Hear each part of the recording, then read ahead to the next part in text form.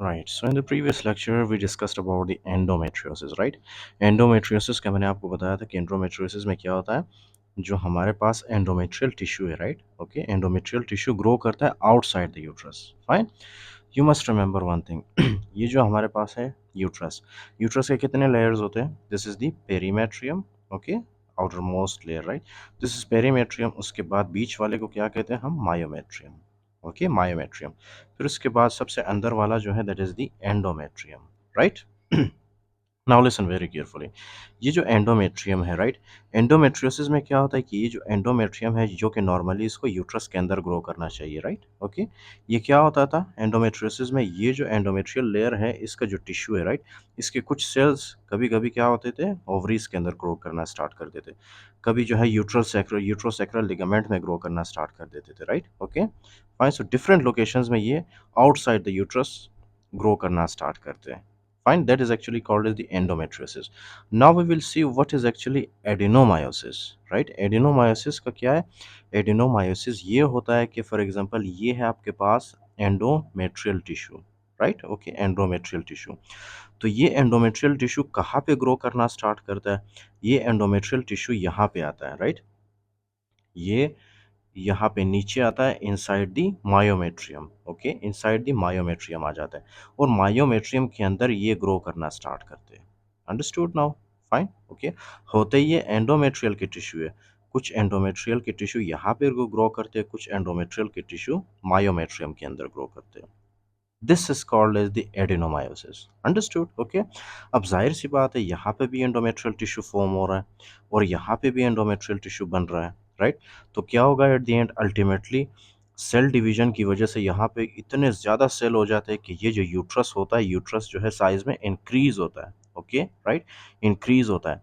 That is called as the enlarged, okay, enlarged bogy uterus. Okay, enlarged and bogy uterus कहते हैं इसको।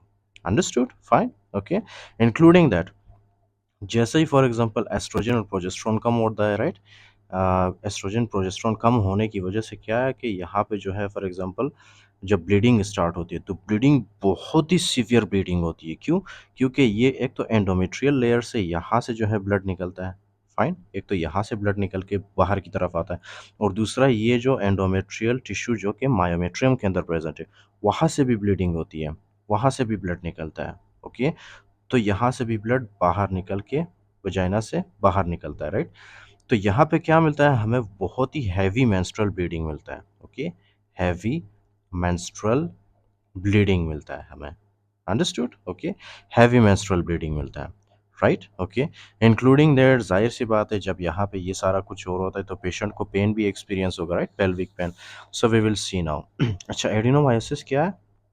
Adenomyosis is basically endometrial tissue in the myometrium of the uterus. Understood? Okay. These endometrial tissue is basically present in the myometrium of the uterus. Okay.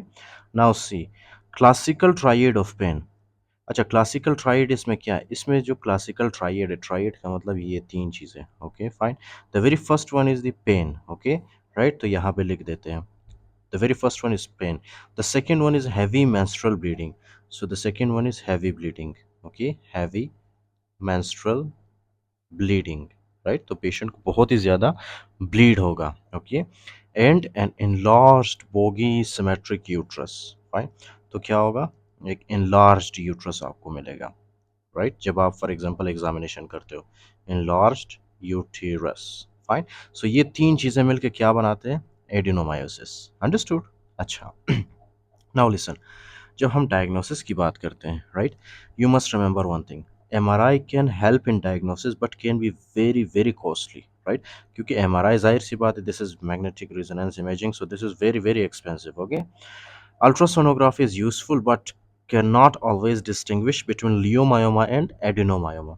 तो आप ultrasound भी कर सकते हैं। Okay, ultrasound भी कर सकते हैं, अल्ट्रासाउंड भी आपको बताता है, right, but it cannot actually differentiate between leiomyoma and adenomyoma. I will discuss with you about the leiomyoma. Okay, right, we have a separate lecture on these leiomyoma, right.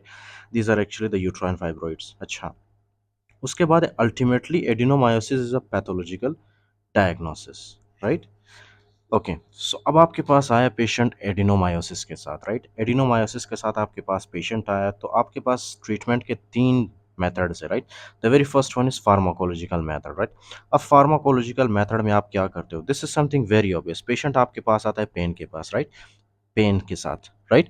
अब इस पेन को आप कैसे manage करते हो? आप इसको देते हो एनसेड्स, सिंपल, राइट? एनसेड्स के थ्रू आप पेशेंट को पेशेंट के सिम्टम को आप मैनेज करते हो, राइट? क्योंकि एनसेड्स क्या करता है? पेन को कम करता है, राइट? उसके बाद है प्लस कंबाइंड हार्मोनल कॉन्ट्रासेप्शंस और प्रोजेस्टेन। अच्छा, इसके साथ ही आप क्या देते हो? आप जो है for example combined hormonal contraception भी देते हो, जैसे कि oral contraceptive pills, okay?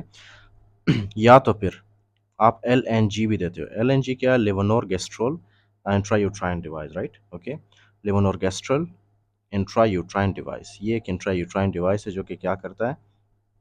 It is used basically for the treatment of the adenomyosis, okay, right?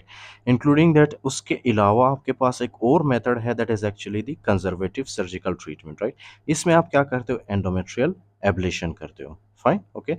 This is the second method, right? अब the third method है, वो क्या? third method is basically the definitive surgical treatment. इसमें आप क्या करते हो? इसमें आप डायरेक्ट हिस्ट्रेक्टमी करते हो। Hysterectomy basically means removal of the uterus, right?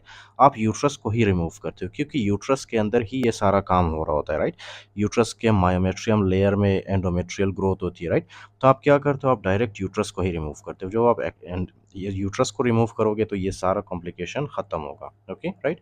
But still adenomyosis अगर आपने इसको ट्रीट नहीं किया, so it what is the complication of this? Abnormal uterine bleeding and painful menses, right? Okay, इससे क्या होता है? एक तो एबनॉर्मल यूट्राइन ब्लीडिंग होता है, उसके अलावा painful menses, which is also called as dysmenorrhoea, right? So this is about the adenomyosis.